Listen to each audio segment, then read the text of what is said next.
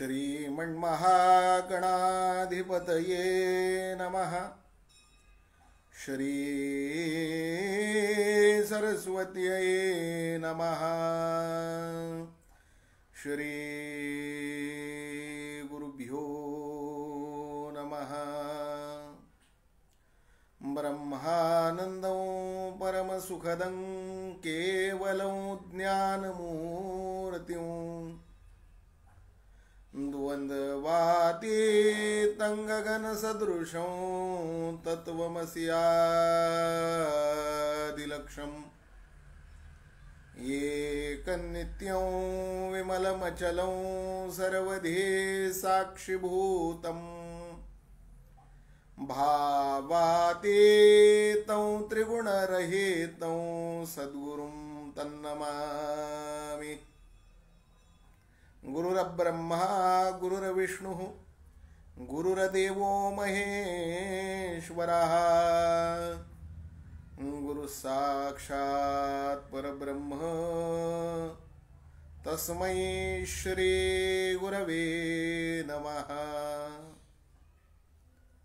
यं ब्रह्मा वरुणेन्द्ररुद्रमरुतस्तुन्वन्ति दिव्यैस्तवैर् वेदैः साङ्गपदक्रमोपनिषदैर् गायन्ति यं सामगाः। ध्यानानवस्थिततद्गतेन मनसा पश्यन्ति यं योगिनौ यस्यान्तन्न विदुःसुरासुरगणाः देवाय तस्मै नमः। कृष्णाय वासुदेवाय हरये परमात्मने प्रणतक्लेशनाशाय गोविन्दाय नमो नमः। सच्चिदानन्दरूपाय विश्वोत्पत्त्यादिहेतवे तापत्रय विनाशाय श्रीकृष्णाय वयं नमः।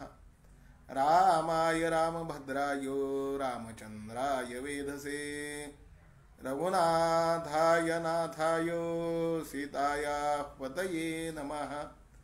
मनोजवं मारुततुल्यवेगं जितेन्द्रियं बुद्धिमतां वरिष्ठं वातात्मजं वानरयूथमुख्यं श्रीरामदूतं शरणं प्रपद्ये।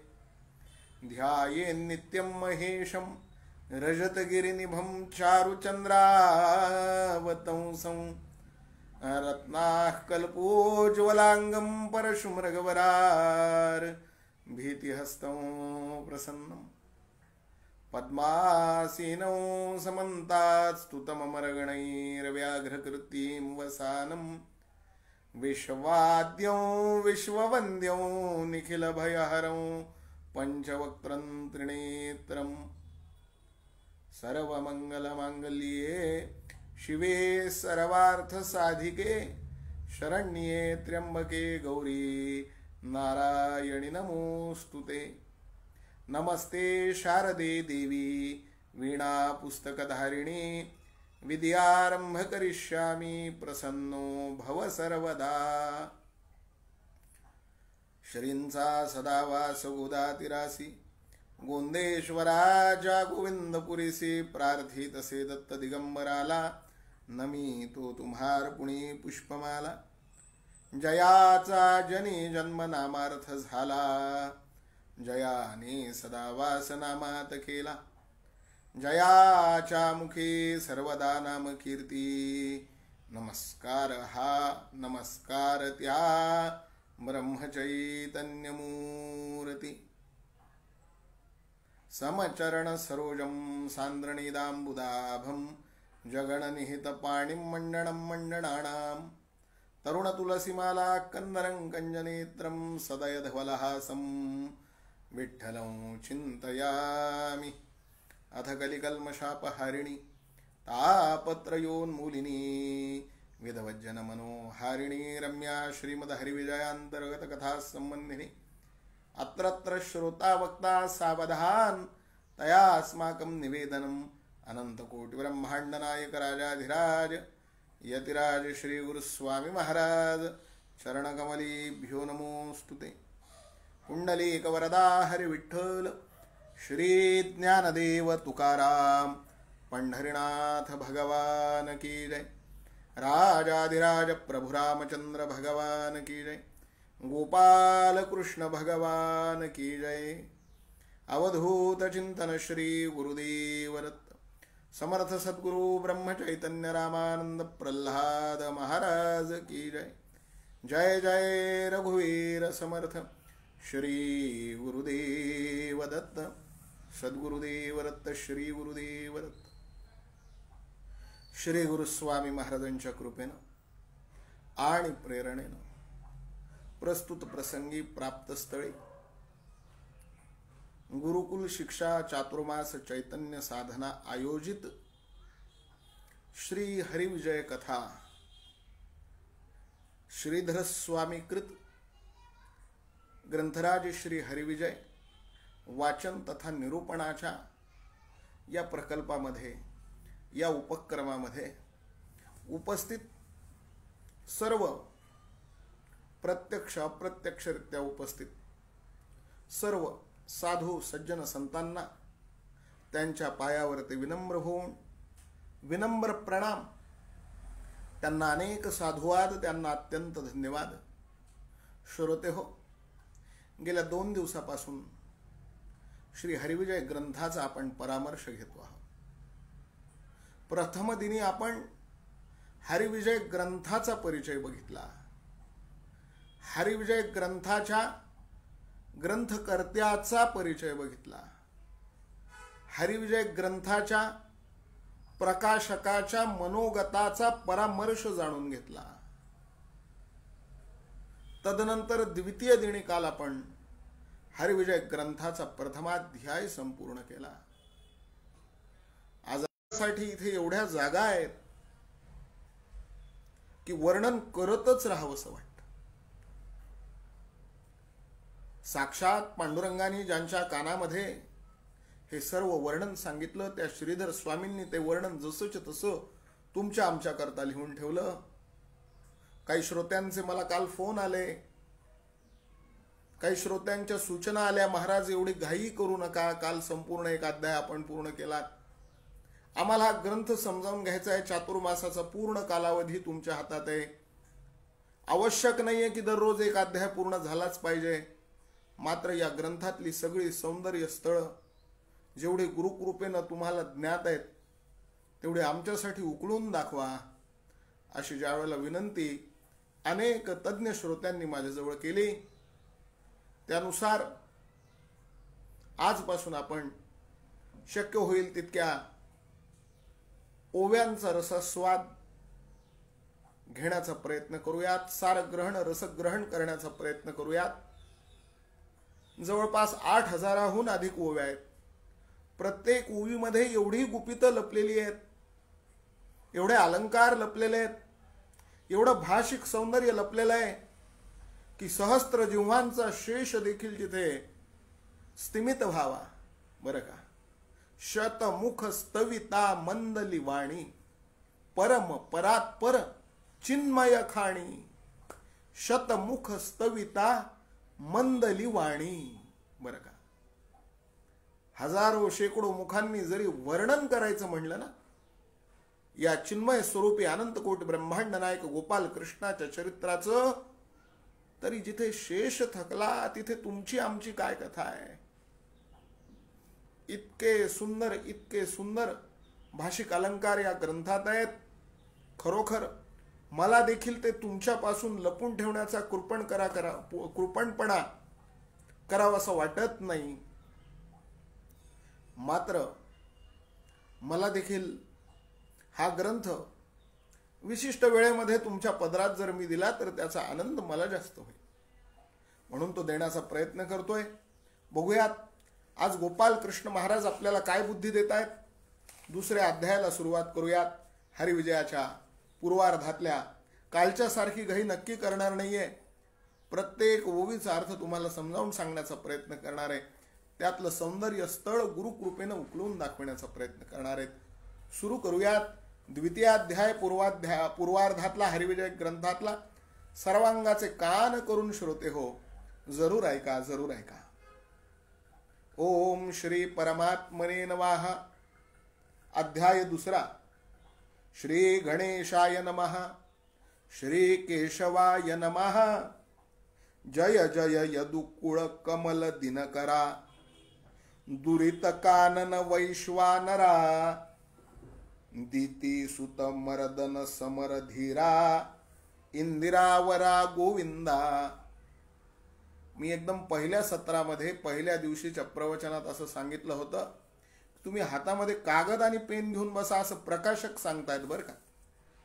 प्रभू गोपाल कृष्णाला, पंढरीश पांडुरंगाला जी विशेषण या ग्रंथामध्ये श्रीधर स्वामींनी दिलेली आहेत, हजारो नावं तुम्हाला गोपाल कृष्णाची सापडणार आहेत. अगदी या पहिल्याच ओवीत बघा ना किती नावं आणि त्याचे किती संदर्भ, किती अर्थ म्हणून वक्त्यांनी द्यायचे. जय जय यदुकुळ कमल दिनकरा. आता यदुकुळ कमल दिनकरा हा एकच शब्द आहे ओवीत. हा शब्द कुठे तोडलेला नाहीये. यदुकुळ कमल दिनकरा.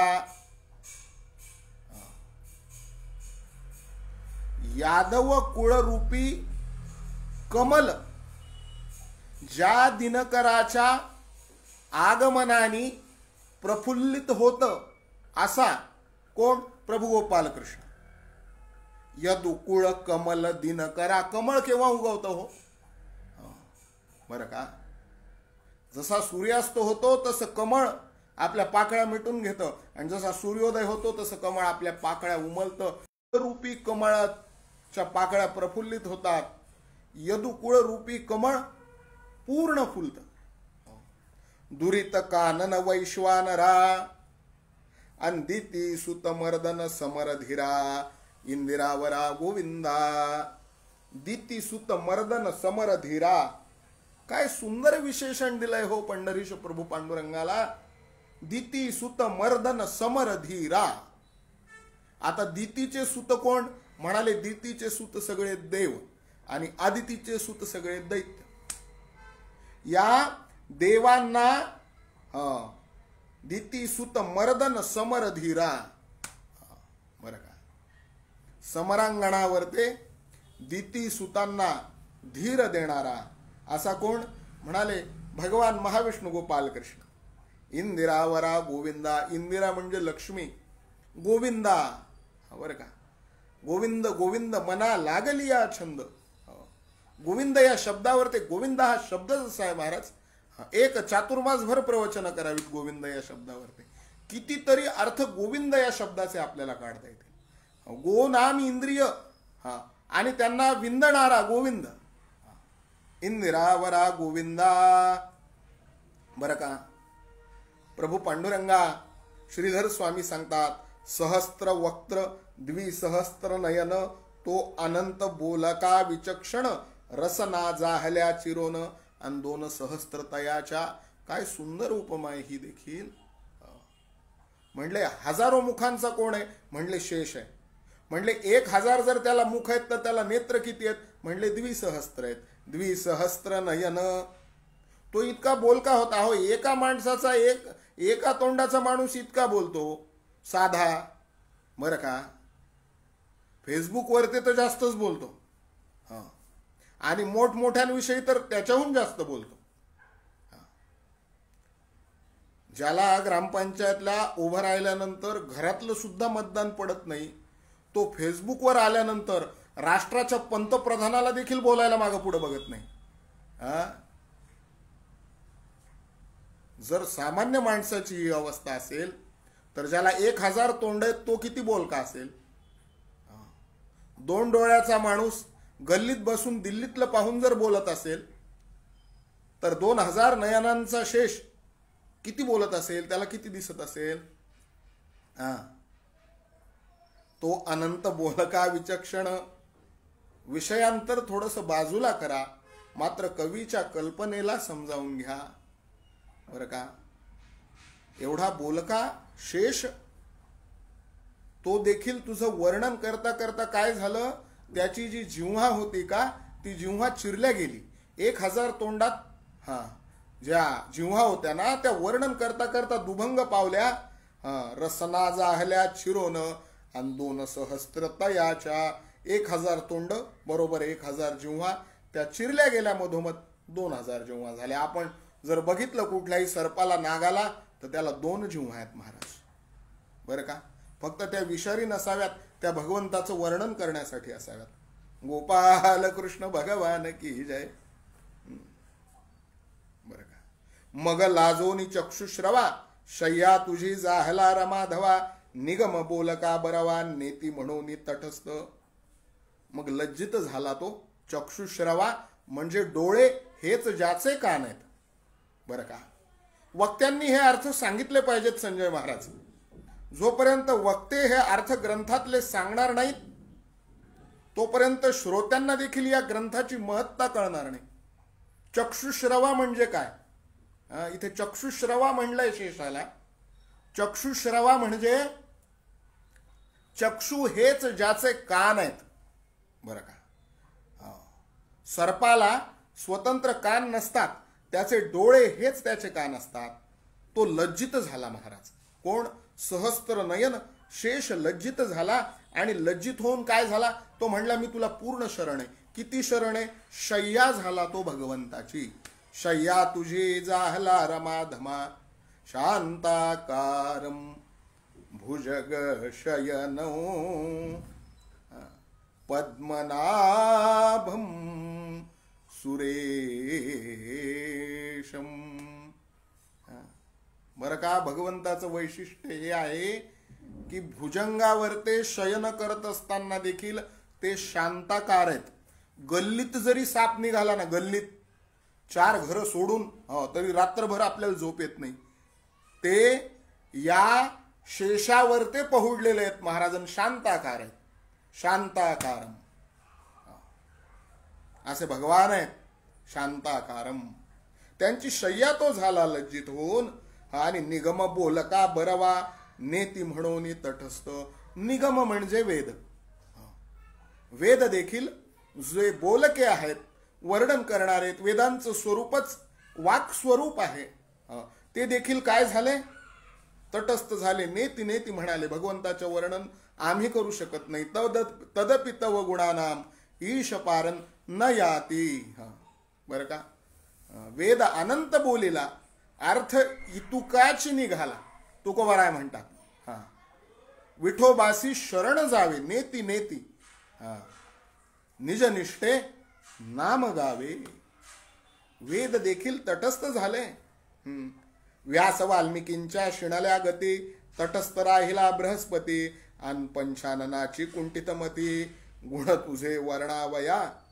म्हणले व्यासांसारखे व्यास, वाल्मिकींसारखे वाल्मिकी, बृहस्पतींसारखे बृहस्पती, पंचानन. मग इथे रुद्र घ्या की महारुद्र घ्या, 5 आनन असलेला पंचानन. ते देखील काय करू लागले? फक्त राम रामेति रामेति, रमे रामे मनोरमे, सहस्त्रनाम तत्तुल्यम राम नाम वराणने. पंचानन भगवान महादेव. पंचवक्त्रं त्रिनेत्रम ध्याये नित्यम महेशम, रजतगिरिनिभम चारुचंद्रावतंसं, रत्नाः कल्पोज्ज्वलांगम, परशुमृगवरार भीतिहस्तं प्रसन्नं, पद्मासीनं समन्तात् स्तुतममरगणैर्व्याघ्रकृत्तिं वसानं, विश्वाद्यम विश्ववंद्यम निखिल भयहरम, पंचवक्त्रं त्रिनेत्रम. बरं का? पंचवक्त्र कोण आहे? पंचवदन कोण आहे? म्हणले भगवान शंकर आहेत माझ्या दृष्टीनं. ते देखील काय झाले? पंचाननाची कुंठितमती आणि तुझे गुण वर्णावया. श्रीधर स्वामींनी किती विचार केला असेल? एक एक ओवी वाचत असताना जर इतके विचार तरंग माझ्या अंतःकरणातल्या छोट्याशा जागेतून निघतात, तर ज्या वेळेला या ग्रंथाची मग ते रामदास स्वामी असोत की ते श्रीधर स्वामी असोत. बरं का? कवी वाल्मिका सारिखा मान्य ऐसा. त्यांचं काव्य सामान्य नसतं. ज्यांच्या नावापुढे स्वामी ही उपाधी आपोआप चालत आलेली. उडती राजहंस भेदीत गेले आसमास, ज्यांच्या मतीस सीमा नाही. बरं का? म्हणले तुझे जे गुण आहेत, तुझ्या ज्या गुणांचं लक्षण आहे, त्या गुणलक्षणाचं चिदाकाश इतकं मोठं आहे, इतकं मोठं आहे, इतकं मोठं आहे, भगवंताच्या गुणांचं चिदाकाश. काय कल्पना आहे कवीची. या नाव कवित्व महाराज. हो, या नाव कवित्व. परवाच्या दिवशी एक कवी भेटले मला बरं का. आपल्या एका भारतीय खेळाडूने भालाफेकीमध्ये ऑलिम्पिकमध्ये सुवर्ण पदक मिळवलं. योगीराज महाराज, तुम्ही कवी आहेत म्हणून तुम्हाला सांगतोय. आणि त्यांनी तिकडे तो सुवर्ण भेद केला, सुवर्ण पदक मिळवलं. आणि या महाराष्ट्रातल्या कवींनी त्याच्यावर ते सोनेरी भाला नावाची सुंदर कविता केली. आणि ती सोनेरी भाला नावाची कविता अन्य लोकांनी चोरून स्वतःच्या नावानी सामाजिक माध्यमातून प्रकाशित केली. गोपाल कृष्ण भगवान की जय. असे छोटे कवी पुष्कळ आहेत बरं का. खूप आहेत छोटे कवी, असे चोरटे कवी, चौर्य कर्म करणारे. मात्र भगवंताच्या गुणलक्षणाचं जे चिदाकाश आहे ना, त्या चिदाकाशामध्ये जे राजहंस विहार करतात ते कवी सामान्य नसतात. श्रीधर स्वामी वर्णन करतात. काय वर्णन करतात. तुझे गुणलक्षण चिदाकाश, तेथे व्यासादिक उडती राजहंस, अनभेदित गेले आसमासन, त्यांच्या मतीस सीमा नाही.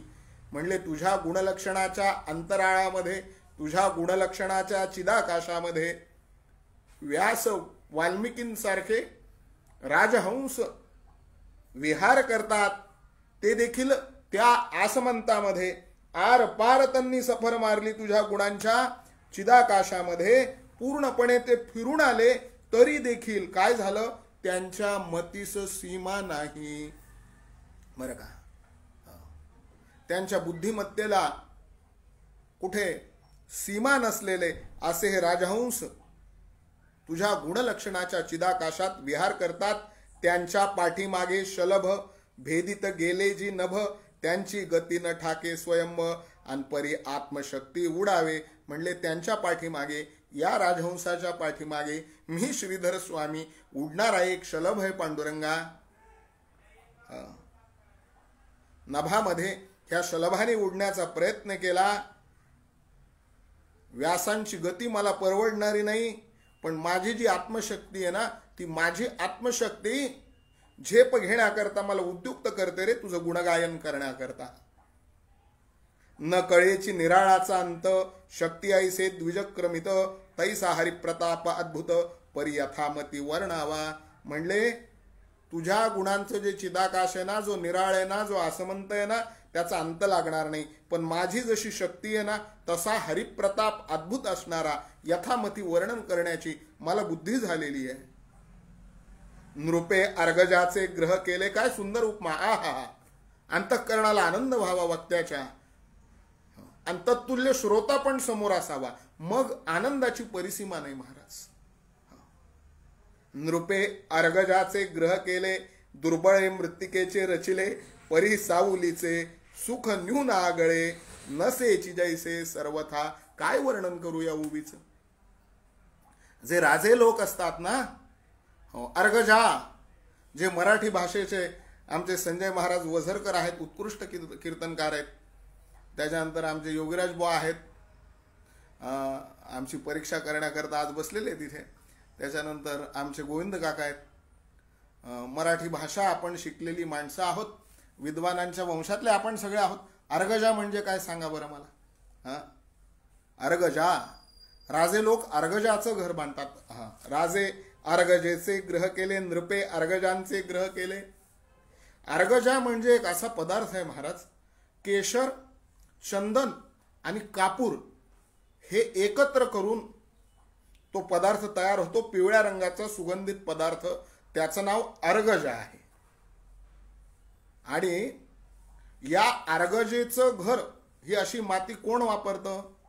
केशर, चंदन, कापूर, ओरिजिनल केशर, अस्सल केशर बरं का. हा, अस्सल चंदन आणि अस्सल कापूर हे याचं चूर्ण एकत्रित केलं ना, अतिशय सुगंधित असा पिवळा पदार्थ तयार होतो. म्हणले ती अर्गजा राजे लोक आपला राजवाडा बांधताना मातीसारखी वापरतात. म्हणजे कधीही राजवाड्यात गेलं तर परत वेगळं रूम फ्रेशनर मारायची गरज नाही. इथे पैठणला वानोळे सावकारांचा वाडा आहे असं म्हणतात. त्याच्या भिंती केशराने सारवल्या जायच्या. आजही त्या भिंतींना केशराचा वास येतो असं सांगतात. पण जे राजे लोक आहेत ना, ते ही अर्गजा जी काही आहे ती अर्गजा आपल्या राजवाड्याच्या बांधकामाला मातीसारखी वापरतात. श्रीधर स्वामी म्हणतात, नृपे अर्गजाचे ग्रह केले, दुर्बळे मृत्तिकेचे रचिले. म्हणे व्यास वाल्मिक हे जे काही आहेत ना, तुझ्या गुणलक्षणाचा राजवाडा बांधणारे ते अर्गजा वापरत असतील त्यांच्या पांडित्याची. मात्र मी दुबळा आहे, दुबळे मृत्तिकेचे रचिले. म्हणले जो सामान्य माणूस आहे, दुबळा माणूस आहे, तो मातीचं घर रचतो. बरं का. परी सावलीचे सुख न्यूनागळे आणि नसेची जैसे सर्वथा. अख्खा कीर्तनकाराचा भागवताचा जन्म या एका ओवीहून ओवाळून टाकावा महाराज. इतकी सुंदर ओवी आहे ही. म्हणले व्यास वाल्मिकादिकांच्या बरोबरीला माझं पांडित्य नाहीये पांडुरंगा गोपाल कृष्णा. मी साधा माणूस आहे. पंढरपुरात राहणारा एक साधा बटभिक्षुक, साधा कीर्तनकार आहे. म्हणले ज्या कीर्तनकाराला कधीही कुणी कोणत्याही आणखीन त्या ठिकाणी उत्सव महोत्सवात आमंत्रित करू नये इतका साधा कीर्तनकार आहे. इतका साधा प्रवचनकार आहे की इतक्या प्रवचनमाला सगळीकडे चालू आहेत फेसबुकवर, तरीही कुणी कधी त्याला कुठे बोलू नये इतका साधा प्रवचनकार आहे. म्हटले माझी आणि इतर विद्वानांची तुलना कुठे होणार. मी अत्यंत साधा आहे देवा. दुबळ्यांचं घर मातीचं असतं, तसं माझं घर मातीचं आहे. पण देवा एक गोष्ट लक्षात ठेवा, म्हणले सुगंधित अर्गजेचा राजवाडा किंवा मातीची झोपडी गरिबाची, राजवाड्यातही सावली तीच आणि मातीच्या झोपडीतही सावली तीच. हा निसर्गाचा न्याय आहे. तशी तुझ्या कृपेची सावली जशी व्यास वाल्मिकादिकांच्या राजप्रासादात होती, तशीच माझ्या या दुबळ्या झोपडीमध्ये राहू दे. तुझ्या कृपेची सावली, परी सावलीचे सुख न्यून आगळे, नसेची सर्वथा. अहो म्हणले 5 स्टार बंगल्यामध्ये देखील तीच सावली आहे आणि मातीच्या झोपडीत देखील तीच सावली आहे.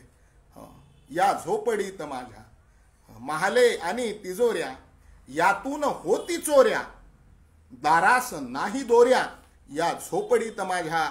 माझे तुकडोजी महाराज म्हणतात, राजास जी महाली, बरं का, यत्ने कधी मिळाली, ती सर्व प्राप्त झाली या झोपडीत माझ्या. म्हणले त्याला ही सुख मिळविण्याकरता लोकांची राज्याच्या राज्य मोडून पाडावी लागतात, इतके यत्न करावे लागतात राजाला ही सगळी सुख मिळविण्याकरता राजमहालामध्ये. हो, ती सर्व प्राप्त झाली या झोपडीत माझ्या. कवीचं काव्य असं असावं. बरं का. म्हणले राजाला राजमंदिरात जी सावली आहे ना, तीच झोपडीमध्ये झोपडीत राहणाऱ्याला आहे. सावलीत फरक नाहीये देवा. तुझ्या करुणेच्या सावलीत फरक होऊ देऊ नकोस. श्रीधर स्वामी पांडुरंगाला साकडं घालतात. तुझ्या कृपेची सावली राहू दे माझ्या या ग्रंथावर. बरं का. म्हणून श्री हरीचे गुण वर्णावे सांडून अभिमान, आता ऐसे पूर्वानुसंधानन पूर्वाध्यायी काय जाहले. ह्या कारणामुळं मी तुझ्या गुणांचं अनुसंधान ठेवतोय. या कारणामुळं मी तुझ्या वर्णनाचं अग्निदिव्य पार पाडतोय. या कारणामुळं मी तुझ्या वर्णनाला उद्युक्त झालेलो आहे. कारण तू कृपेची सावली सगळ्यांवर सारखी करणार आहेस देवा. असो, भगवंताच्या चरणी अतिशय सुंदर विनवणी केलेली आहे. एवढ्या एका विनवणीत कितीतरी तास प्रवचन करावं, किती कीर्तन करायचे या पूर्वरंगावर ते भगवंताच्या कृपेच्या सावलीवर ते भगवंताच्या वर्णनावर ते महाराज. ही प्रस्तावना आहे फक्त या अध्यायाची. आणखीन सुरुवातच नाही आहे अध्यायाला.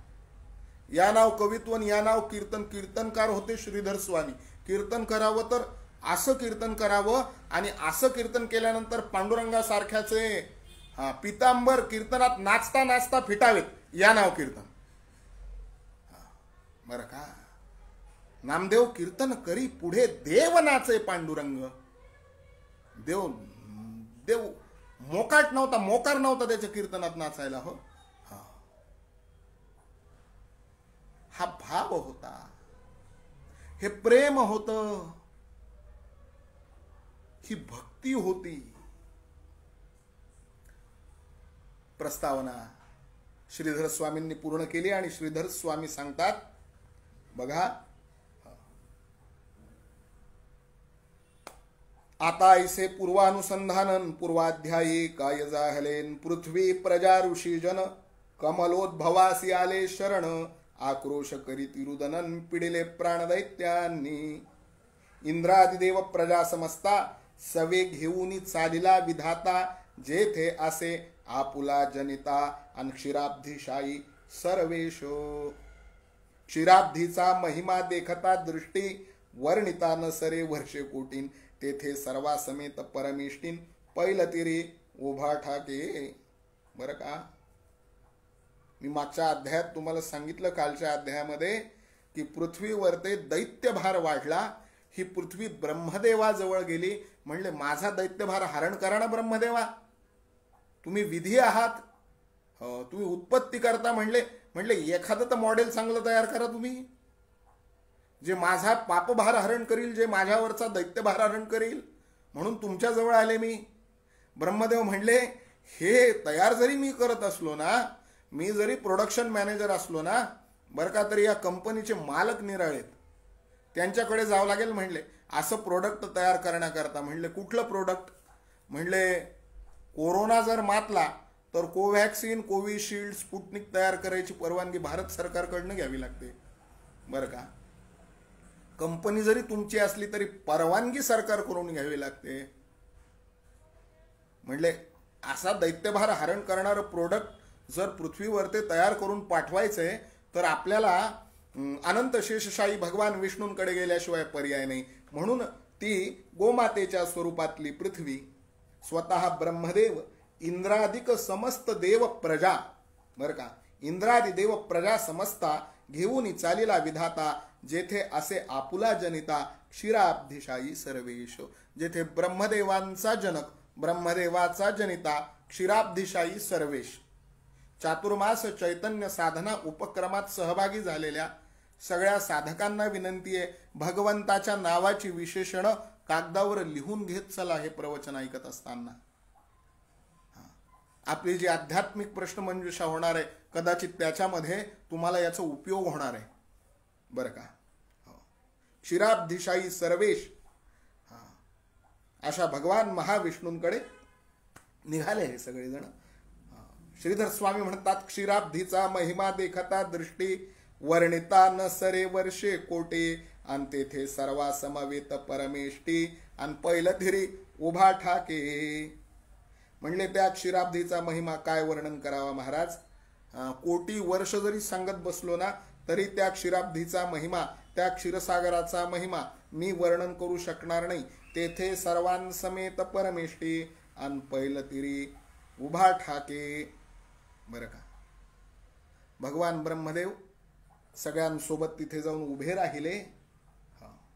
त्या क्षीरसागराचं वर्णन मोठं परमदिव्य केलेलं आहे. योगराज महाराज, तुम्ही लाईव्ह मध्ये वॉच करत आहात त्यामुळे तुम्हाला विनंती आहे, ज्या वेळेला पूर्ण 45 मिनिटं होतील त्यावेळेला मला एक तुम्ही रिमाइंडर इथे तुमच्या मेसेजच्या स्वरूपात पाठवा. म्हणजे आजची प्रवचन कथा, आजची हरिविजय कथा आपल्याला उपसंहाराकडे नेता येईल. आज आणखीन काही प्रवचनं आहेत, आणखीन काही चॅनलवरती मला प्रवचनासाठी जायचं आहे. त्या निमित्ताने माझ्यावरती आज काही वेळेची बंधन आहेत. सर्व श्रोत्यांची माफी मागतोय मी. मात्र देह एकच आहे, जिव्हा एकच आहे. त्या शेषासारख्या माझ्या अनेक जिव्हांना अनेक मुख असली असती ना तर वेगवेगळ्या चॅनलवर मी ती पाठवून तरी दिली असती प्रवचनाकरता. त्यामुळे तुम्हाला विनंती आहे की बरोबर 45 मिनिटं झाल्यानंतर मला तुम्ही इथे मेसेजच्या स्वरूपात कळवा, कुणीही कळवा जे ऑनलाईन लाईव्ह वॉच करतायत की महाराज आता 45 मिनिटं झालेले, म्हणजे मला आजच्या प्रवचन सेवेचा, कथा सेवेचा उपसंहार तिथे करता येईल. तोपर्यंत मी चालू ठेवतो. श्रीधर स्वामी आहेत माझ्याजवळ, गोपालकृष्ण आहेत माझ्याजवळ. माझ्या हातात घड्याळ नसती, विशेष म्हणजे सगळ्या श्रोत्यांना सांगायची गोष्ट. कारण माझ्या आजोबांनी, माझ्या वडिलांनी मला असं सांगितलंय, कीर्तन करायचं, प्रवचन करायचं, कथा करायची तर ती अंतःकरणाच्या गजरावर करायची. बरं का, घड्याळाच्या गजरावर केली तर भगवान आणि आपण आपल्यातल्या प्रेमाला तो उणेपणा येतो. तरी देखील घड्याळाची जाणीव कुणीतरी करून द्या, म्हणजे बाकीच्या विषयांचं अनुसंधान मला ठेवता येईल. या क्षीरसागराचा महिमा वर्णन करतायत श्रीधर स्वामी क्षीराब्धीचा महिमा देखता दृष्टी वर्णिता न सरे वर्षे कोटीन तेथ सर्वा समवेत परमेष्टीन पैलतिरी उभा ठाके. त्या क्षीराब्धीचे मध्यपीठ तेथे प्रभाकर विशाल बेट आणि लक्षानुलक्ष गावे सुबटन लांबरुंद शोभत असे. म्हणले क्षीरसागरामध्ये मध्यभागी प्रभाकर नावाचं विशाल बेट आहे. लाखो सुंदर शहर वसतील एवढं ते मोठं बेट आहे. लांबही तेवढंच आहे, रुंदही तेवढंच आहे. तेथे निर्विकल्प वृक्ष लागले, चिदाकाश भेदून गेलेन, या छायेचे सुखागळेन, शिवविरंचीशी दुर्लभ. म्हणले त्या बेटावर ते काही वृक्ष आहेत. कुठले वृक्ष आहेत? म्हणले कल्पवृक्ष आहेत का त्या बेटावर ते? म्हणले नाही, तिथे कल्पवृक्ष नाहीत, तिथे निर्विकल्प वृक्ष आहेत. तिथे कल्पवृक्ष नाहीत, निर्विकल्प वृक्ष आहेत. कल्पवृक्ष तुमच्या आमच्या मनासाठी, कल्पना कल्पवृक्ष आणि निर्विकल्प वृक्ष. बरं का, कल्प आणि निर्विकल्प या दोन जीवांच्या स्थिती आहेत. जो प्रपंची जीव आहे त्याची स्थिती कल्प स्थिती आहे. बरं का, म्हणून त्यांच्यासाठी अकल्प आयुष्य. कोणासाठी? जे प्रपंची आहेत, प्रपंची असूनही हरीचे दास आहेत, त्यांच्यासाठी अकल्प. आणि जे परमार्थी आहेत ते निर्विकल्प. बरं का, निर्विकल्प वृक्ष. बरं का, निर्विकल्प समाधी हेच वृक्ष असा सामासिक विग्रह या शब्दाचा करता येतो आपल्याला. निर्विकल्प वृक्ष म्हणजे निर्विकल्प हा समाधीचा एक प्रकार आहे. समाधी साधन संजीवन नाम शांती दयासम सर्वाभूती. समाधी साधन संजीवन नाम समाधी साधन. संत ज्ञानेश्वरांसारखे संजीवन समाधी घेणारे महात्मे या निर्विकल्प समाधीला पोहोचलेत. श्रीधर स्वामी असं वर्णन करतात की तेथे निर्विकल्प वृक्ष लागले या क्षीरसागरावरच्या प्रभाकर नावाच्या बेटावर. ते बरं का, प्रभाकर, त्या बेटाचं नाव देखील किती सुंदर आहे बघा. प्रभा, आत्मज्ञान जिथे होतं असं ते प्रभाकर बेट. प्रभा म्हणजे आत्मज्ञान. तिथे निर्विकल्प वृक्ष लागले, चिदाकाश भेदून गेले. त्यांनी चिदाकाश भेदून इतके उंच ते गेले. त्या छायेचे सुखागळे आणि शिवविरंचीसी दुर्लभ. म्हणले त्या निर्विकल्प वृक्षाच्या छायेचं सुख शंकरालाही नाही आणि विरंचीलाही नाही. त्या निर्विकल्प समाधीचं सुख, ज्या निर्विकल्प समाधीच्या सावलीमध्ये आदिनारायण भगवान महाविष्णू शेषावर ते पहुडलेले आहेत, त्या निर्विकल्प समाधीचं सुख शंकराला सुद्धा नाही, कारण त्यांच्याजवळ तमोगुण आहे. आणि त्या निर्विकल्प समाधीचं सुख म्हणले ब्रह्मदेवाला विरंचीला सुद्धा नाही. म्हणले का? त्यांच्याजवळ रजोगुण आहे. तुम्हाला निर्विकल्प समाधी पाहिजे का? म्हणले तुम्ही सत्वगुणी व्हा, भगवान महाविष्णूंसारखे शांताकारम भुजग शयनम व्हा. बरं का, ज्याच्याजवळ सत्वगुण आहे ना तोच शांताकारम भुजग शयनम असू शकतो. आणि ज्याच्याजवळ सत्वगुण आहे ना तोच निर्विकल्प समाधीचं सुख उपभोगू शकतो. हा संदेश या ओवीतून श्रीधर स्वामी तुम्हाला मला देत आहेत. दिव्य नवरत्नी विराजित मध्ये मंडप शोभिवंत अन्नवलक्ष योजने लखलखित ओतप्रोत तितुकाची. बरं का, तिथे काय आहे? त्या प्रभाकर नावाच्या बेटावर ते एक नवरत्नांनी सुशोभित असा मंडप आहे. लक्ष योजने लखलखित. म्हणले त्या नवरत्नांचा प्रकाश किती दूर जातो? म्हणले लाखो योजन दूर जातो. लखलखित आहेत ती सगळी नवरत्न. म्हणले त्या नवरत्नांनी काय केलं, किंवा त्या नवरत्नांच्या प्रभेनं काय केलं, नवरत्नांच्या प्रकाशानं काय केलं? सूर्यप्रभेसी आणले उणे ऐसे येथे प्रभामय पाषाण गरुड पाचूंच्या ज्योतिपूर्ण प्रभामय विराजती. म्हणले सूर्यप्रभेला उण आणलं त्यांनी. सूर्यप्रभेसी आणले उण ऐसे येथे प्रभामय पाषाण. म्हणले तिथं दगड आहेत त्या मंडपात काही पडलेले, त्या दगडांच्या प्रकाशाने सुद्धा सूर्याच्या प्रकाशाला उणेपणा आणलाय. इतके प्रखर प्रकाशित दगड त्या मंडपात पडलेले. गरुड पाचूंच्या ज्योती पूर्ण आणि प्रभामय विराजती. म्हणले तिथे ज्या समया लावलेल्या आहेत ना, त्या समयांमध्ये पाचूंसारख्या रत्नांच्या ज्योती आहेत, तितक्या दैदिप्यमान. बरं का.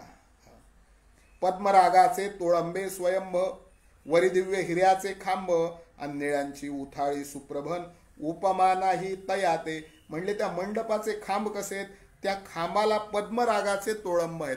तोळंबे असतात ना, तोळंबे खांबाला. जुनी माळवदाची घरं, तुम्हाला तोळंबे त्याचे माहिती असतील, ज्या तोळंब्यावर ते खांब उभा असतो, ते तोळंबे कशाचे आहेत, म्हणले पद्मरागाचे आहेत. आता आला का प्रश्न पुन्हा, जो वक्ता सांगायला बसला, पद्मराग म्हणजे काय? मोठा अवघड आहे योगीराज महाराज. तुमच्यासारखे ऐकायला बसल्यावर आम्हाला त्याच्याहून जास्त अवघड आहे. पद्मरागाचे तोळंब. पद्मराग म्हणजे पुष्पराज. पुष्पराज नावाचा जो खडा आहे ना, खडा, त्याला पुष्कराज असं देखील म्हणतात. बरं का. मी अमरकोशामध्ये या पद्मराग नावाच्या शब्दाचा अर्थ पाहिला आज आधी, आणि मग प्रवचनाला बसलो. पुष्कराज नावाच्या रत्नाचे तोळंबे त्या खांबाला. पद्मराग, पद्मरागाचे तोळंबे आणि स्वयंभू तोळंबे आहेत पुन्हा. बरं का. ते कोणी घडविलेले नाहीत, ते आपोआप निर्माण झालेले स्वयंभू तोळंबे आहेत. विचार करा, तो आणखीन मंडप कसा दिसत असेल, त्या आणखीन क्षीरसागरावरचा. वरी दिव्य हिऱ्या किंवा नीलमची उथाळी आहे. उथाळी म्हणजे काय माहितीये का, त्या खांबाला वरच्या बाजूनी एक लाकडी भाग असतो आणि खालच्या बाजूनी एक लाकडी भाग असतो. बघा, असा चौकोनी गट्टा असतो त्या तोळंब्याच्या वरती पुन्हा. आणि मध्ये जे कोरीव खांबे ते हिऱ्यांचे आहेत, मात्र त्याच्या वर आणि खाली ज्या उथाळी त्याला दिलेल्या आहेत ना, त्या उथाळी नीलमण्यांच्या आहेत, नीलमच्या आहेत. बरं का. नवरत्न हार अशी एक संकल्पना आहे. त्या नवरत्न हारातले 9 रत्न आहेत. त्या 9 रत्नांचं वर्णन मी कधीतरी करेल, येईलच पुढे मागे विषय. 9 विविध प्रकारची रत्न आहेत. त्या 9 रत्नांपैकी एक नीलम आहे. त्या 9 रत्नांपैकी एक पुष्कराज आहे. त्या 9 रत्नांपैकी एक वैडूर्य आहे. त्या 9 रत्नांपैकी एक प्रवाळ आहे. त्या 9 रत्नांपैकी एक माणिक आहे. अशी 9 वेगवेगळी रत्न आहेत. आपण जे म्हणतो ना, अमक्याच्या दरबारात नवरत्न होती, तमक्याच्या दरबारात नवरत्न होती, ती नवरत्न विशेष आहेत. नवरत्न, त्या नवरत्नापैकी नीलमच्या उथाळ्या याला आणखीन त्या ठिकाणी या खांबांना आहेत. जे का जांबुनद सुवर्ण, त्याची तुळवटे लंबायमान, आणि आरक्त माणिकांचे दांडे जाणन, सरळ सुरवाड पसरिले. जांबुनद सुवर्ण असं म्हणतात की जांबू नदामध्ये माती पडली की तिचं सोनं होतं. ते सोनं, त्या सोन्याच्या तुळवटे लंबायमान म्हणजे तुळ्या आहेत त्या मंडपाला. जो लखलखित मंडप आहे ना या प्रभाकर बेटावर, ते तिथे सोन्याच्या तुळया आहेत त्याला. बरं का. आणि आरक्त माणिकांचे दांडे जाणन, सरळ सुरवाड पसरिले. आरक्त लाल रंगाच्या माणिक नावाच्या रत्नांचे दांडे आहेत आणि एकदम सरळ असे तासून घडविलेले ते बसविलेले आहेत. शुद्ध पाचूच्या किलच्यावरी, त्याच्यावर किलच्या पाचूच्या रत्नांच्या आहेत. आभेदे जोडिल्या कळा कुसरी अखंड जोडलेल्या आहेत. दिव्य मुक्तांचा पंकवरीन अक्षय दृढ जडिला असे, आणि त्याच्यावर ते मोत्यांचा पडदा विराजमान केलेला आहे. जैसे पंक्ती बैसले गभस्ती, तैशाचर्या समान झळकती, नाना चक्रे उपदेतीन दिव्य रत्ने अनेक. बरं का. मध्ये शिखराचा जो कळस भेदून गेला महदाकाश, आणि सहस्त्र सूर्यांचा प्रकाश एक सरा तळपतसे. काय काय वर्णन करावं, काय काय अर्थ सांगावेत. बरं का. अशा रीतीनं हा नानाविध रत्नांनी युक्त असा मंडप, त्या मंडपाच्या मधोमध जो कळस आहे का, तो कळस उंच शिखरा समान वर गेलेला आहे. आणि त्या शिखराचा जो प्रकाश आहे तो सहस्त्र सूर्यांचा प्रकाश एक सरा तळपत असे. मध्यभागी जो कळस आहे या मंडपाला, त्याचा जो प्रकाश आहे ना, हजारो सूर्य एकत्र केल्यानंतर जेवढा प्रकाश निर्माण होईल तसा प्रकाश त्या कळसाचा आणखीन सर्वत्र तळपू लागलेला आहे. निळ्याच्या मदलसा जडित वरी मुक्तांचे राजहंस खेळत रत्न पुतळ्या गात नाचत अन असंख्यात प्रभात यांची. बरं का, निळ्याच्या मदलसा जडित वरी मुक्तांचे राजहंस खेळत. मदलसा म्हणजे ज्याला आपल्याला दासी म्हणता येईल, यक्षिणी म्हणता येईल. यक्षिणींचे आकार त्या खांबावर ते कोरलेले आहेत आणि त्याच्यावर ते परत काय माहितीये का, त्याच्यावर ते वरी मुक्तांचे राजहंस खेळत. मोत्यांचे राजहंस त्यांच्यावरती खेळतायत, रत्नाच्या पुतळ्या गातायत, नाचतायत. असं त्या मंडपाची आणखीन त्या ठिकाणी शोभा सजावट केलेली आहे. असंख्यात प्रभात्याची दाही अवतार मूर्तिमंत स्तंभापती जोडिले जडित त्रैलोक्य रचना समस्त प्रतिमा जेथे साजिऱ्या मंडपाचे अष्टकोनी ध्वज सहस्त्र विधानवसे तेजपुंज तळपता तेणे सतेज ब्रह्मांड समग्र जाहले. बरं का, 10ही भगवंताचे अवतार त्या स्तंभांवर ते कोरलेले आहेत. मंडपाचे अष्टकोनी ध्वज, मंडपाचे अष्टकोनी ध्वज आहेत. त्या ध्वज एवढे तेजपुंज आहेत, म्हणजे हजारो विजा तळपल्यानंतर जेवढा प्रकाश पडेल, जेवढी दीप्ती निर्माण होईल, तेवढे दीप्तिमान अष्टकोनी ध्वज या आणखीन त्या ठिकाणी मंडपावर ते स्तंभावर ते आणखीन आहेत. बरं का, अनंत ब्रह्मांडाच्या स्थिती गती रेखिल्या अनंत मूर्ती अनंत शक्ती त्या मंडपाची पाहता स्थितीन चंद्र सूर्य खद्योतवत. आहा, काय सुंदर सुंदर वर्णन केलेलं आहे बघा. अनंत ब्रह्मांडाच्या स्थिती गती रेखिल्या अनंत मूर्ती अनंत शक्ती. अनंत कोटी ब्रह्मांडाचे नायक त्या मंडपात आहेत ना, त्यांचा तो मंडप आहे ना. बरं का, म्हणून अनंत कोटी ब्रह्मांडाच्या स्थिती आणि गती तिथे रेखाटल्या चित्राच्या स्वरूपात. अनंत मूर्ती अनंत शक्ती तिथे आहेत विराजमान त्या मंडपामध्ये. आणि त्या मंडपाची पाहता स्थिती चंद्र सूर्य खद्योतवत. म्हणले त्या मंडपापुढे समजा चंद्रासारख्याने पाहिलं, सूर्यासारख्याने पाहिलं ना, त्या मंडपापुढे आपला जो सूर्य आहे, आपला जो चंद्र आहे ना, तो केवढा आहे. म्हणले काजवा पाहिलाय का तुम्ही, काजवा खद्योतवत. तो काजवा किती प्रकाश असतो त्या काजव्याचा, किती छोटा असतो त्याच्या देहाच्या मानानं त्याचा प्रकाश त्या काजव्याचा. आणि या मंडपासमोर हे चंद्र सूर्य खद्योतवत आहेत, काजव्या समान आहेत महाराज. एवढा दीप्तिमान तो मंडप आहे भगवंताचा. ऐसा मंडप लक्ष योजन ती तुकाची उंच रुंद चतुष्कोण आणि चिंतामणींची सोपाने पूर्ण चहूकडे सतेज. म्हणले 1,00,000 योजन हा मंडप आहे. जेवढा उंच आहे तेवढाच रुंद आहे, चारी बाजूनी सारखा आहे, चतुष्कोण आहे. आणि वरच्या मजल्यावरती जायला चिंतामणीची सोपाने पूर्ण चहूकडे सतेज. म्हणले वर चढून जायला चिंतामणी नावाच्या रत्नाचे जिने तयार केलेले आहेत. तयावरी तो तल्पक शुभ्र सतेज भोगीनायक आणि जैसा रजताचल निष्कलंकन असंभ्याव पसरला. म्हणले त्याच्यावर ते तो आणखीन त्या ठिकाणी पलंग आहे. पलंग कशाचं पलंग आहे, भगवान कोणत्या पलंगावर ते आणखीन त्या ठिकाणी पहुडलेले आहेत. म्हणले शेषाच्या पलंगावर ते पहुडलेले आहेत. तयावरी जो तल्पक शुभ्र सतेज भोगी नायक. काय वर्णन आहे, जैसा रजताचल निष्कलंक आणि असंभाव्य पसरला. जसा काही चांदीचा समुद्र असा त्या शेषाचा रंग आहे महाराज. आणि असंभाव्य असा असंख्य आनंद असा पसरलाय तो. असंभाव्य ज्याचे शरीर मंचक योजनेसाठी सहस्त्र आणि चतुष्कोण मावे परिकरण. निजांगीच शेषाच्या किती लांब आहे, म्हणले 60,000 योजन दूर आहे तो. कोण, शेषाची लांबी इथे सांगितलेली आहे. ठाई ठाई उषा बहुवस निजांगाच्या करी शेष आणि सहस्त्र फणांची छत्रे विशेष प्रभा नमाये निराळी. म्हणले आपल्या शरीराच्याच उषा केल्यात, आपल्या शरीराचेच लोड केलेत, आपल्या शरीराचीच गादी केली आहे. कोणासाठी, भगवान महाविष्णूंसाठी. आणि आपल्या सहस्त्र फणांचं छत्र भगवान महाविष्णूंवर ते धरलेलं आहे. बरं का, ऐसा शेष जाहला पलंग वरी पहुडला श्रीलंग आणि लक्षार्ध योजने अव्यंग शेषशाही परमात्मा. म्हणले असा पलंग, या पलंगावर ते श्रीरंग पहुडलाय.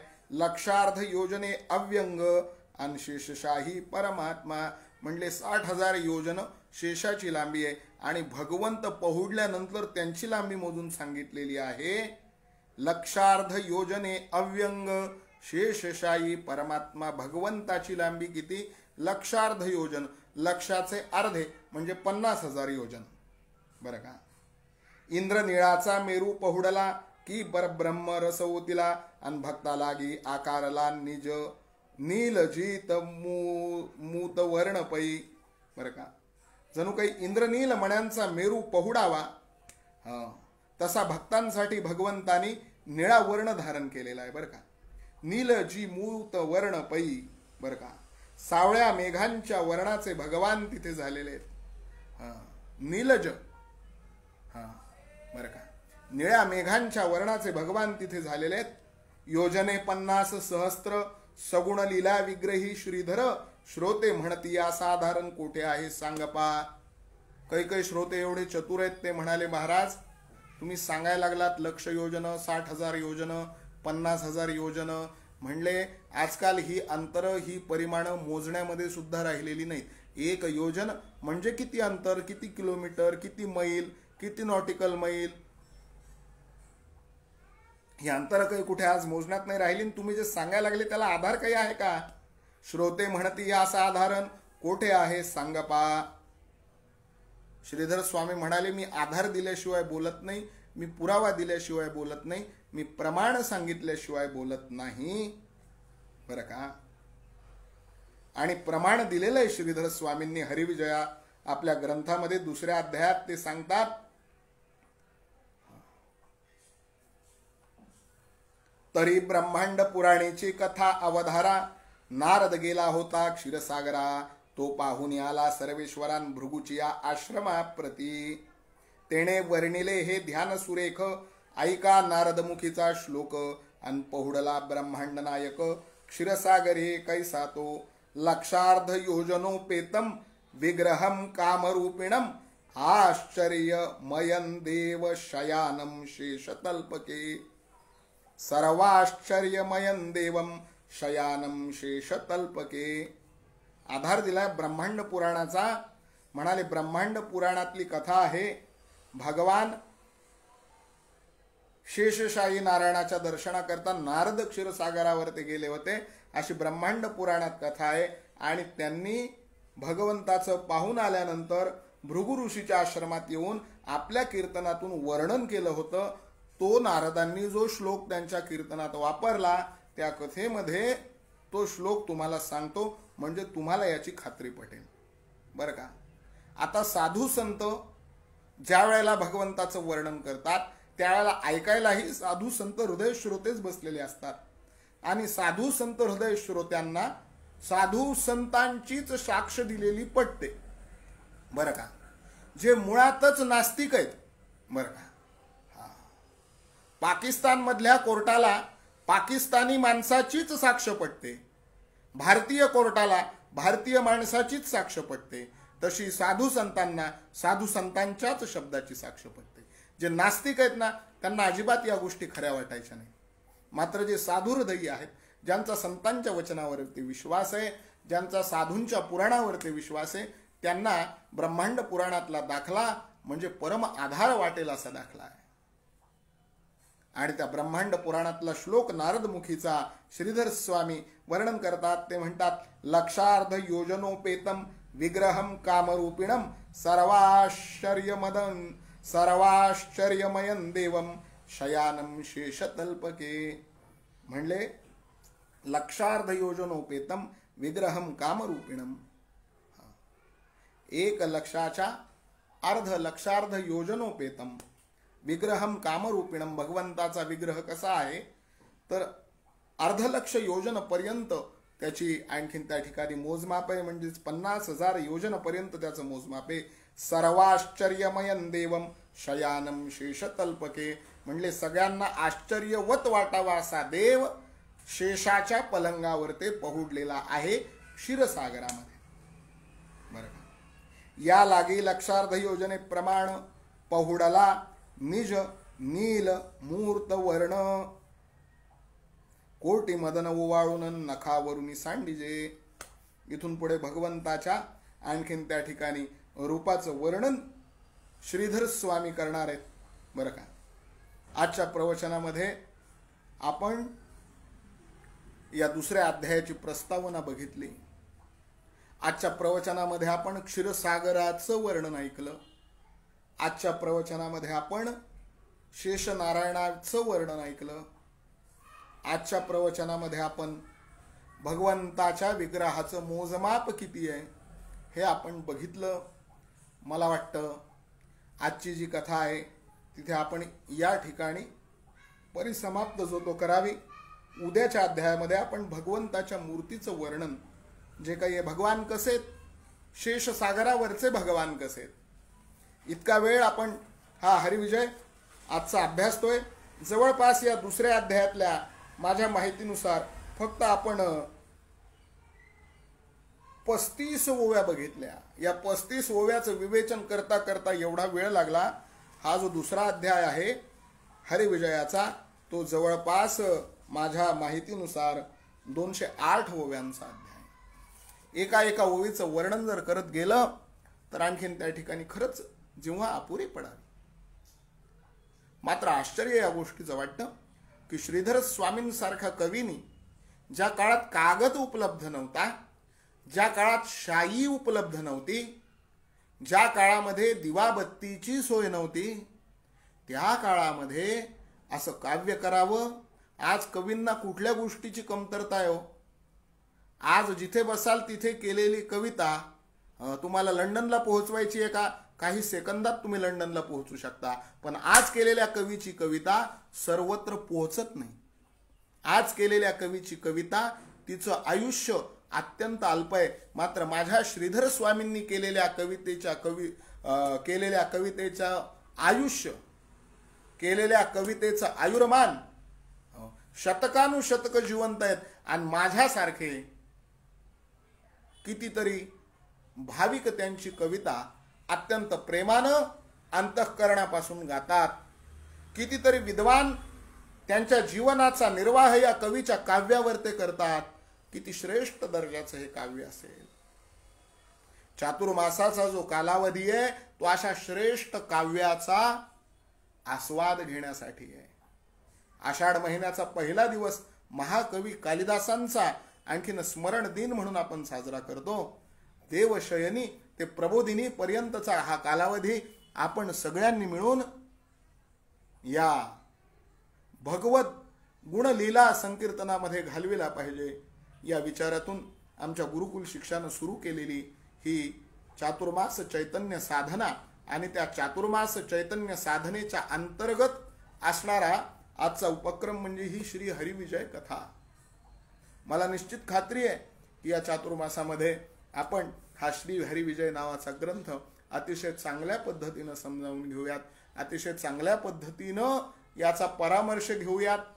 माझी वाणी कमी आहे, माझं ज्ञान कमी आहे, माझा सांगण्याचा आशय कदाचित चुकत असेल, कदाचित यापेक्षा निराळा यथायोग्य आशय माहीत असणारे काही श्रोते आपल्यामध्ये उपस्थित असतील. काही हरकत नाही. माझा जर आशय कुठे चुकत असेल तर आपण तत्संबंधी मला सूचना करू शकता. आपण तत्संबंधी माझ्याशी चर्चा विचार विनिमय करू शकता. म्हणजे यथायोग्य अर्थ आपण श्रोत्यांपर्यंत पोहोचूया. आणि अशा रीतीनं भगवान गोपाल कृष्णाच्या या जन्मोत्सवात आपण आपल्या श्री हरी विजयाचा हा जो कथा यज्ञ मांडलेला आहे त्या कथा यज्ञातली एक आहुती भगवान प्रभू गोपाल कृष्णाच्या चरणारविंदी समर्पण करूयात. चातुर्मास चैतन्य साधनाच्या सर्व साधकांना विनंती आहे की त्यांनी संपूर्ण श्री हरिविजय कथा दररोजची ऐकावी, लक्षपूर्वक ऐकावी. ऐकत असताना वही पेन जवळ घेऊन बसावं आणि त्याच्या नोट्स काढलेल्या त्यांच्या आपल्या प्रश्नमंजुषेकरता अतिशय उपयुक्त ठरणार आहेत. ज्यांनी अद्यापही आमचं गुरुकुल शिक्षा नावाचं यूट्यूब चॅनल सबस्क्राईब केलं नसेल किंवा आमचं गुरुकुल शिक्षा नावाचं हे जे पेज आहे हे पेज लाईक केलं नसेल तर त्यांनी ते करा. म्हणजे असे चांगले चांगले उपक्रम आम्ही तिथे जे आयोजित करतो त्याचा परामर्श तुम्हाला घेता येईल, त्याचे नोटिफिकेशन तुमच्यापर्यंत पोहोचता येईल. आमचं श्री गुरु दत्तधाम नावाचं आणखीन एक दुसरं यूट्यूब चॅनल आहे, ते आमचं श्री गुरु दत्तधाम नावाचं यूट्यूब चॅनल देखील तुम्ही सबस्क्राईब करा. तिथे देखील दत्त संप्रदायातील विविध असामान्य उपक्रम आम्ही दत्त महाराजांच्या चरणी समर्पण करत आहोत. त्या उपक्रमांचा देखील आपण सर्वांनी परामर्श घ्या आणि सर्वांनी चातुर्मासामध्ये भगवंताच्या चरणी लीन होऊयात। ज्या श्रीधर स्वामींचं एवढं रसभरित वर्णन मी तुमच्या पुढे करतोय, ज्यांच्या काव्याचं, मी मोठा भाग्यवान आहे की मला माझी भागवत कथा श्रीधर स्वामींच्या वंशजांसमोर करता आली। श्रीधर स्वामींच्या मठामध्ये पंढरपूरला मला भागवत कथा करता आली आणि श्रीधर स्वामींचं साहित्य त्यांच्या समाधीजवळ बसून मला अभ्यासता आलं। मी मोठा पुण्यवान आहे की मला असे वडील लाभले, मला असे आजोबा लाभले, ज्यांनी मला या काव्याचा परामर्श, या काव्याचा आनंद घेण्याचं शिक्षण दिलं, या काव्याचं अध्यापन त्यांनी मला केलं आणि माझ्यामध्ये एक अशी आकांक्षा त्यांनी निर्माण केली की चांगल्या कवींच्या, चांगल्या काव्याचा परामर्श आपण घेतला पाहिजे आणि नुसता घेतलाच नाही पाहिजे तर सेवितो हा रस वाटितो अनिका, या पद्धतीनं तो मुक्त हस्तानं जगाला वाटला पाहिजे। या हेतूनं प्रभावित होऊन आम्ही आमचं हे व्रत आसीधारा व्रत चालू केलेलं आहे। शेवटी श्रीहरी विजयाची मी स्वतः तयार केलेली ही आरती आहे।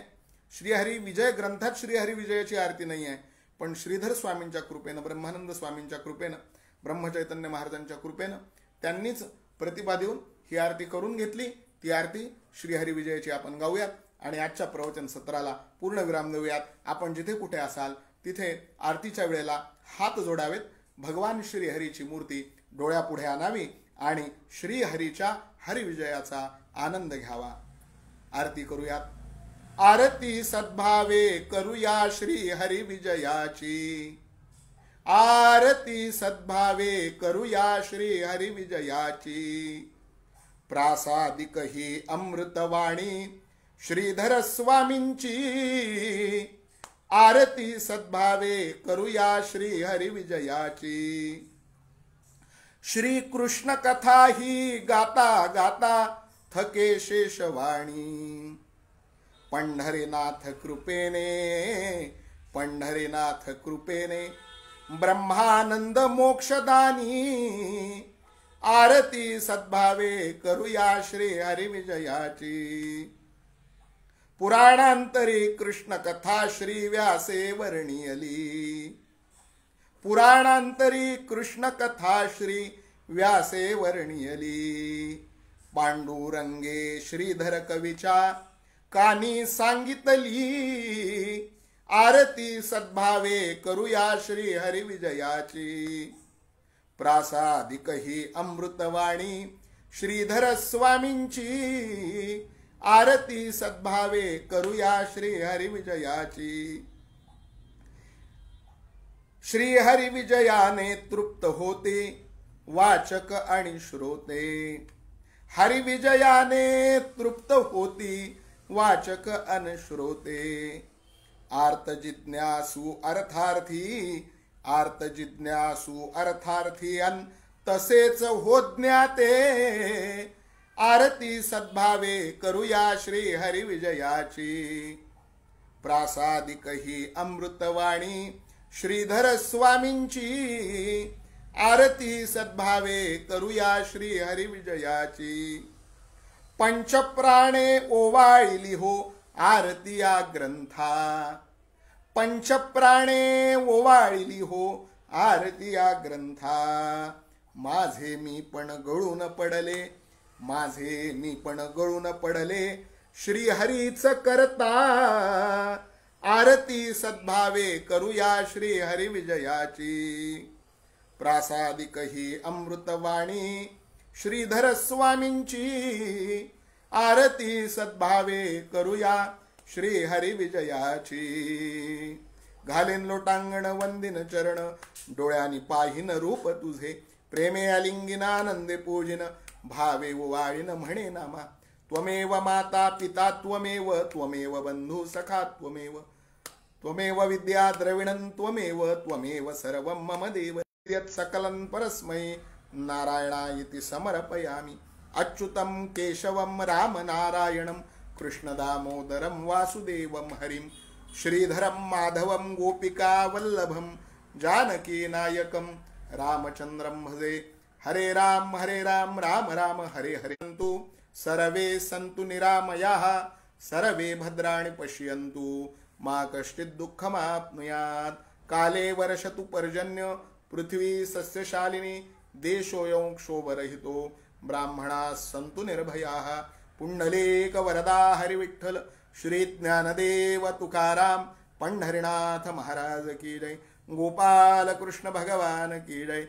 समर्थ सद्गुरु ब्रह्म चैतन्य रामानंद प्रल्हाद महाराज की जय।